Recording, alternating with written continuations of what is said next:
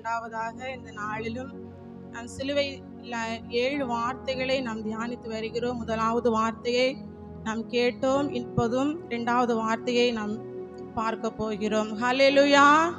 உற்சாகத்தோடு எல்லாரும் கைகளை தூக்கி ஒரு ஹல்லேலூயா சொல்லலாமே. ஹல்லேலூயா, ஆமென். இரண்டாவது வார்த்தை, இயேசு அவனை நோக்கி, இன்றைக்கு நீ என்னோடு கூட பரதேசியில் இருப்பாய் என்று மெய்யாகவே உனக்கு சொல்லுகிறேன் என்றார். தலைகளை தாழ்த்து ஒரு நிமிடம் ஜெபிப்போமா? ஸ்தோத்தரிக்கிறோம் கர்த்தாவே, உம்மை நன்றியோடு உம்மை துதிக்கிறோம் அப்பா, ஸ்தோத்தரிக்கிறோம் அப்பா.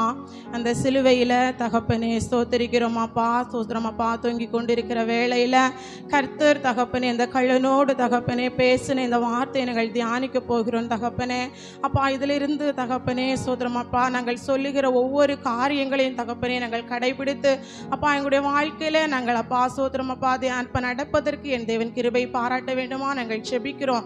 என் தேவன் தாமே கூட இருந்து தகப்பனை பேச போகிற கிருபைகளுக்காக நன்றி செலுத்துகிறோம். இயேசுவின் நாமத்தில் செபிக்கிறோம் பிதாவே, ஆமேன், ஆமேன், ஆமேன். பாருங்கள், அன்றைக்கு 2000 வருடங்களுக்கு முன்பாக கொல்கதா மலையிலே கர்த்தர் இந்த சிலுவையிலே உங்களுக்காகவும் எனக்காகவும் அந்த கேடு அடைந்து 7 வார்த்தையை நமக்கு ஒரு மாதிரியாக பின்பற்ற வேண்டும் என்று சொல்லி நமக்கு அந்த இடத்திலே அவர் பேசினார். அந்த வார்த்தையில் 2வது வார்த்தை தான், இன்றைக்கு நீ என்னோடு கூட பரதேசியில் இருப்பாய் என்ற வார்த்தை. பாருங்கள், அந்த இடத்துல அநேகர் கர்த்தரை நிந்திக்கிறாங்க, அவமானப்படுத்துகிறாங்க. வலது பக்கம் ஒரு கள்ளன் இயேசுவை பார்த்து நிந்திக்கிறான், இன்னொரு பக்கம் ஒரு கள்ளன். 2 பேர் மத்தியில் கர்த்தர் ஒரு பாவமும் அறியாதவராய் கர்த்தர் அந்த இடத்துல ஒரு அடிக்கப்பட்ட ஆட்டை போல் அந்த இடத்துல காணப்படுகிறார். ஹல்லேலூயா, ஹல்லேலூயா. அந்த வேளையிலும் கூட எல்லாரும் நிந்திக்கிறாங்க, அவமானப்படுத்துகிறாங்க. ஆனால் அந்த வேளையில் கூட கர்த்தர் யாரையுமே தூசணமான ஒரு வார்த்தை பேசலை. ஆனால் இதை இப்போ எல்லாம் 2 பக்கமும், வலது பக்கம் ஒரு கள்ளன், இடது பக்கம் ஒரு கள்ளன், 2 பக்கமும் இந்த இயேசுவை பார்த்து கொண்டே தான் இருக்கிறாங்க. ஆனால் அதில் ஒரு கள்ளன், வலது பக்கம் இருந்த கள்ளன் இயேசுவை பார்த்து நிந்திக்கிறான். பாருங்க, லூக்கா எழுதின சுவிசேஷம் 23ஆம் அதிகாரம் 39 இப்படியாய் சொல்லுகிறது, அன்றியும் சிலுவையில் அறையப்பட்டிருந்த குற்றவாளிகளில் ஒருவன், நீ கிறிஸ்துவானால் உன்னையும் எங்களையும் ரட்சித்துக்கொள் என்று அவரை இகழ்கிறான். பாருங்கள், அந்த இடத்துல அவர் ஒரு நீதிபரர் என்று அந்த இடத்துல தெரியும். ஆனாலும் அந்த இடத்துல அவர் அவரை இகழ்கிறான். நீ உன்னையும் ரட்சித்துக்கொள், என்னையும் ரட்சித்துக்கொள் அப்படின்னு சொல்லிட்டு அந்த இடத்துல அந்த கள்ளன் சொல்கிறான் பாருங்க. ஆனால் இதை பார்த்து கொண்டிருந்த இனி ஒரு கள்ளன், இடது பக்கத்தில் இருந்த கள்ளனுக்கு, ஏன்னா நம்ம இந்த இடத்துல நிற்கிறோம் அப்படின்னா நம்ம பாவம் செய்ததுனால, நம்ம அக்கிரமம் செய்ததுனால இந்த இடத்துல நம்ம நிற்கிறோம் அப்படின்னு சொல்லிட்டு இவருக்கு ஒரு உணர்வு வந்துச்சு பாருங்க. ஏன்னா இந்த வலது பக்கம் இருந்த கள்ளனுக்கு உணர்வு வரல, 2வது கள்ளனுக்கு ஒரு உணர்வு வந்துச்சு.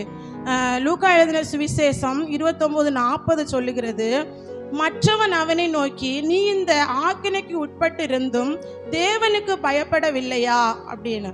அப்போ இந்த 2வது கள்ளனுக்கு ஒரு உணர்வு வந்துச்சு பாருங்க. எப்படின்னா, நம்ம இந்த இடத்துல ஒரு பாவம் செய்ததுனால, கொலை செய்ததுனால, அக்கிரமம் செய்ததுனால இந்த இடத்துல நம்ம இந்த இடத்துல நம்ம சிலுவையில் நம்ம தொங்கப்பட்டிருக்கிறோம். ஆனால் அவர் ஒரு பாவமே அறியாத ஒரு மனுஷன், அவரை பார்த்து நீ இப்படி இகழ்கிறாயே அப்படின்னு சொல்லிட்டு அவனுக்குள்ள ஒரு கர்த்தருக்கு பயப்படுகிற பயம் அவனுக்குள்ள வந்துச்சு.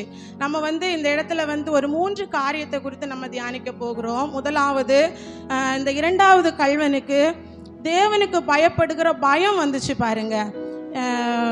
லூக்கா எழுதின சுவிசேஷம் 23ஆம் அதிகாரம் 39, அன்றியும் சிலுவையில் அறையப்பட்டிருந்த குற்றவாளிகளில் ஒருவன், நீ கிறிஸ்துவனானால் உங்களை ரட்சித்துக்கொள் என்று அப்படின்னு சொல்லும்போது இவனுக்குள்ள ஒரு பதட்டத்தில் எப்படியாவது நம்ம பரலோகத்துக்கு போகணும் அப்படிங்கிற ஒரு பயம் வந்துச்சு. ஒருவேளை அந்த இடத்துல நம்மளும் நிந்திச்சிட்டோம் அப்படின்னா, தூசிட்டோம் அப்படின்னா அந்த பரலோக ராட்சியம் நமக்கு கிடைக்காதோ அப்படின்னு சொல்லிட்டு அவன் மனம் திரும்பிட்டான். அவனுக்குள்ள ஒரு பயம், ஒரு தேவ பயம் அவனுக்குள்ள வந்துட்டு. அப்போதான் அவர் வந்து இந்த முதல் கல்வனை பார்த்து சொல்லுகிறார், நம்ம ஆக்கினைக்கு உட்பட்டு இருக்கிறதுனால இந்த இடத்துல நிற்கிறோம் அப்படின்னு சொல்லிட்டு அவனுக்குள்ள நமக்கு ஒரு தேவ பயம், உனக்கு தேவ பயம் இல்லையா அப்படின்னு சொல்லிட்டு கேட்குறாரு. அப்போது தேவ பயம் இன்னைக்கு அநேகருடைய வாழ்க்கையில் உண்மையாகவே இல்லை. பல வருடங்களாக நம்ம ஆராதிக்கிறோம், விசுவாசிக்கிறோம், கர்த்தருடைய வார்த்தையை நம்ம கேட்குறோம் அப்படின்னா உண்மையாகவே இந்த முதல் கல்வனை போல அநேக வார்த்தைகளை நம்ம கேட்டிருக்கிறோம். ஆனால் உண்மையாக தேவ பயம் இல்லாதபடிக்கு இன்றைக்கு அநேக பேர் இருக்கிறோம். ஆனால் இன்றைக்கு நமக்கு வந்து இதிலிருந்து ஒரு பாடத்தை நம்ம கற்றுக்கொள்ள போகிறோம். தேவனுக்கு பயப்படுகிற பயம் இருந்தால் தான் அந்த பரதேசி நமக்கு கிடைக்கும் என்பதை.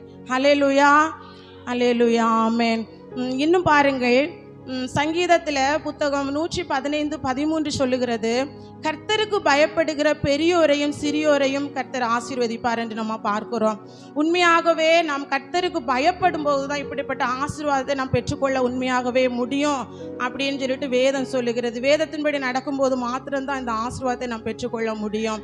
இன்றைக்கு வாலிப பிள்ளைகள் மத்தியில் உண்மையாகவே ஒரு தேவ பயம் இல்லை. விசுவாச பிள்ளைகள் மத்தியில் அநேகருக்கு ஒரு தேவ பயம் இல்லை. தேவ பயம் அப்படிங்கிறது நீதிமொழிகள் சொல்லுகிறது 8:13, 8ஆம் அதிகாரம் 13ஆம் வசனம், தீமையை வெறுப்பதே கர்த்தருக்கு பயப்படுகிற பயம் என்று சொல்லுகிறது. இந்த பாவம் நிறைந்த நம்ம உலகத்தில் நம்ம வந்து பாவத்தில் தான் நம்ம வாழ்ந்து கொண்டிருக்கிறோம். இந்த உலகம் பாவம் தான். அதுலேயும் தண்ணீரை போல பரவி கொண்டிருக்கிற இந்த உலகத்தில் தீமையை விட்டு விலக வேண்டும் என்று தான் கர்த்தர் நமக்கு கற்றுக் கொடுக்கிறார். யோசேப்புடைய வாழ்க்கையில் நீங்கள் பார்த்தீங்கன்னா அவனுக்கு பாவம் செய்கிற சூழ்நிலை அவனுக்கு வந்தது. ஆனால் அவன் வந்து போர்த்திபாலின் மனைவியிடத்தில் சொல்லுகிறார் பாருங்க, என் தேவனுக்கு விரோதமாக நான் பாவம் செய்வது எப்படி என்று சொல்லி தன் வஸ்திரத்தை விட்டு விலகி ஓடுகிற அந்த அனுபவத்தை நம்ம பார்க்குறோம். ஆனால் இந்த நாட்களில் வாலிப பிள்ளைகளாக இருந்தாலும் சரி, பெரியவர்களாக இருந்தாலும் சரி, பாவம் நம்மளை வந்து பற்றி பிடிக்கத்தான் செய்யும். அதிலிருந்து நாம் எப்படி விலகி ஓடணும் அப்படின்றதுல தான் நம்ம இந்த இடத்துல கற்றுக்கொள்ளணும். அப்போது நம்ம இந்த தேவ பயம் இருந்துச்சுன்னா இந்த பாவத்திலிருந்து நம்ம வந்து விலகி ஓட முடியும் அப்படின்னு சொல்லிட்டு நம்ம கற்றுக் கொடுக்குறோம். ரெண்டாவதாக நாம் பார்க்க போகிறோம், லூக்கா எழுதின சுவிசேஷம் 23ஆம் அதிகாரம் 41ஆம் அதிகாரம் வசனம் சொல்லுகிறது, நாமோ நியாயப்படி தண்டிக்கப்பட்டிருக்கிறோம், நாம் நடப்பித்தவைகளுக்கு தக்க பலனை அடைகிறோம், இவரோ தகாததொன்றையும் நடப்பிக்கவில்லையே என்று அவரை கடிந்து கொண்டு. பாருங்கள், அந்த இடத்துல ரெண்டாவதாக அவனுக்கு ஒரு குற்றத்தை உணர்கிற ஒரு உணர்வு வந்துச்சு பாருங்க. இன்றைக்கு நாம் வந்து குற்றத்தை செய்கிறோம், ஆனால் அதை வந்து ஊழியக்காரரோ விசுவாச பிள்ளைகளோ யாரோ ஒருத்தங்க சொல்கிறாங்க. ஆனால் நம்ம அதை சொல்லும் போது வந்து உண்மையாகவே அந்த உணர்வு உடனே வரல. அவங்கள நம்ம ஏற்று பேசதான் நமக்கு தோணுது. அது நானாக இருந்தாலும் சரிதான் உண்மையாகவே. ஆனால் நம்ம இந்த இடத்துல வந்து ஒருத்தங்க வந்து ஒரு தப்பை நமக்கு சுட்டி காட்டுறாங்க அப்படின்னு சொன்னால் நம்ம அந்த இடத்துல உண்மையாகவே அதை நம்ம உணர்ந்து கொள்ளணும். அந்த உணர்வு ஆவியை நமக்கு கர்த்தருடைய சமூகத்தில் நம்ம கேட்கணும் பாருங்க. அப்போது அந்த இடத்துல நம்ம வந்து இந்த ரெண்டாவது கல்வன் தன் குற்றத்தை உணர்ந்து கொள்ளுகிறான், தன் பாவி என்று அவன் ஒத்துக்கொள்ளுகிறான். அதை வந்து நமக்கு இந்த வேதம் நமக்கு சுட்டி காட்டுகிறது பாருங்க. வேதத்தில் எத்தனையோ பேர் பாவத்தை உணர்ந்தவர்கள் உண்டு. ஆனால் மோசையை பாருங்கள், நாத்தான் தீர்க்கதரிசியின் இடத்துல அவர்கிட்ட வந்து எச்சரிக்கிறாங்க. அவரை குறித்து எச்சரிக்கும் போது 2 சாமுவேல் 12ஆம் அதிகாரம் 13 சொல்லுகிறது, கர்த்தருக்கு விரோதமாய் பாவம் செய்தேன் அப்படின்னு சொல்லிட்டு அவனுடைய குற்றத்தை அவன் வந்து உணர்கிறான் பாருங்க. அப்போது இன்றைக்கு அநேக தேவனுடைய பிள்ளைகள் தன்னுடைய குற்றத்தை உணர்கிறதே இல்லை. நம்ம வந்து உண்மையாகவே குற்றத்தை உணரும் போது தான் அந்த பரலோக ராஜ்யம் நமக்கு கிடைக்கும் என்பதை நாம் இந்த இடத்துல கற்றுக்கொள்ள வேண்டிய ஒரு அவசியமாக இருக்கிறது. இன்னும் வந்து நம்ம பார்க்கணும்னா கெட்ட குமாரனை பார்த்தீங்க அப்படின்னா, கெட்ட குமாரன் வந்து தன்னுடைய தகப்பனாரிடத்திலிருந்து ஆஸ்தியை வந்து பிரித்து வாங்கிட்டு போயிட்டாரு. ஆனால் அந்த இடத்துல வந்து அவர் போயிட்டார். அங்கே போயிட்டு அவர் ஆடம்பரிய வாழ்க்கை வாழ்ந்தார். அவருடைய ஆஸ்திகள் எல்லாம் ஒரு நாள் வந்து அவரை விட்டு போயிட்டு. ஆனால் லாஸ்ட்டில் வந்து பார்த்தீங்கன்னா அவருக்கு வந்து பண்டிகை கொடுக்குற அந்த தவிடு கூட சாப்பிட்றதுக்கு இல்லாத ஒரு சூழ்நிலை. ஆனால் அந்த இடத்துல அவர் வந்து நம்ம அப்பாவை பார்க்கணும், நம்ம அப்பாவோடு கூட இருந்த வேலை ஆட்களை பார்க்கணும், கூலி ஆட்களை பார்க்கணும் அப்படின்னு சொல்லிட்டு அவர் திரும்பி வாராரு.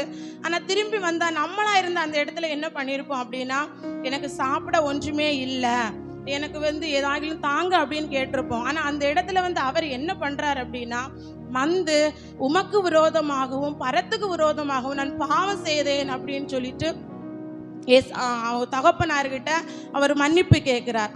அவருக்கு ஒரு உணர்வு வந்துச்சு. அப்படிப்பட்ட ஒரு உணர்வு நமக்கும் வரணும் அப்படின்னு சொல்லி தான் நம்ம ரெண்டாவது நமக்கு கற்றுக் கொடுக்கிறது.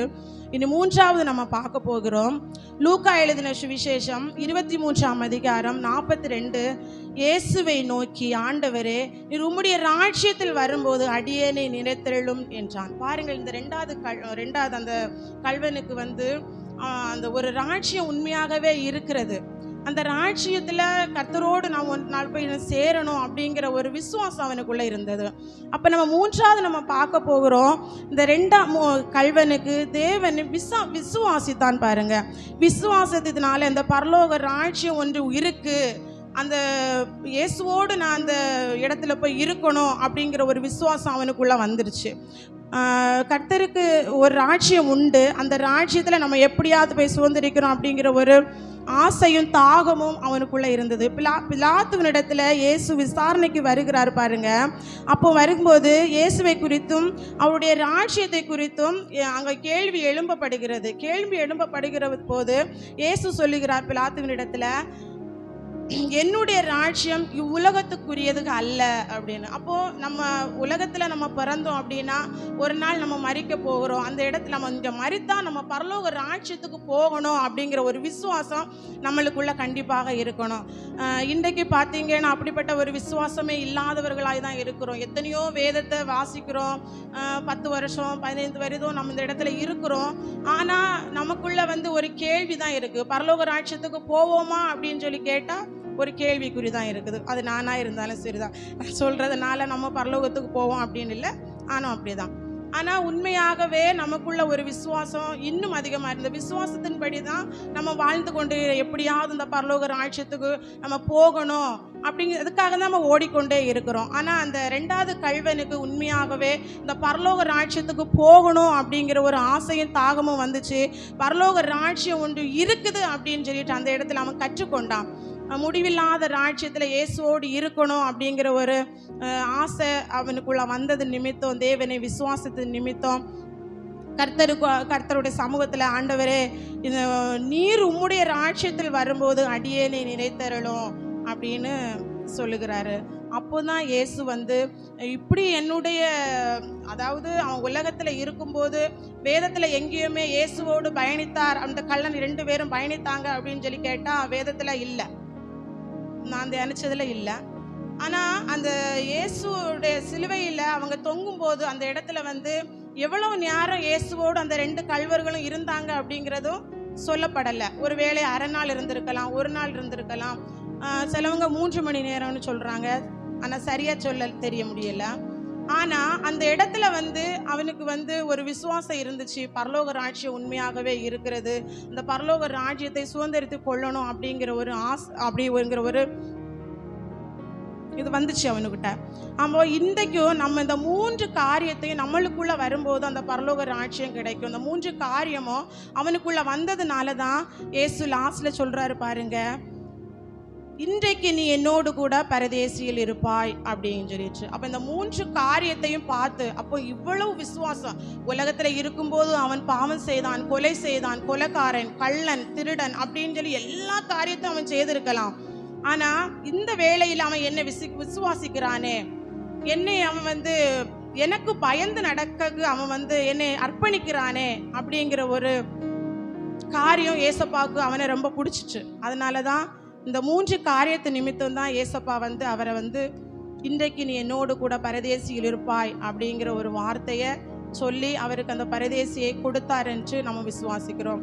இன்றைக்கு கேட்டுக்கொண்டிருக்கிற உண்மையாகவே நானும் சரி, சொல்லுகிற நானும் சரி, நீங்களும் சரி, முதலாவது கர்த்தருக்கு பயப்படுகிற பயம் நம்மளுக்குள்ளாய் வரணும். இரண்டாவதாக நாம் செய்கிற குற்றம் என்னதென்று சொல்லி ஒரு உணர்வை நமக்குள்ள வேணும் அப்படின்னு சொல்லிட்டு கர்த்தருடைய சமூகத்தில் நம்ம கேட்கணும்.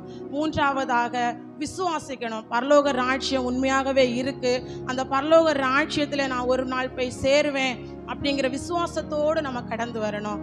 அந்த மூன்றையும் நம்ம கடைபிடித்தோம் என்றால் உண்மையாகவே அந்த பரலோக ராஜ்யம் உங்களுக்கும் எனக்கும் கர்த்தர் தருவார்.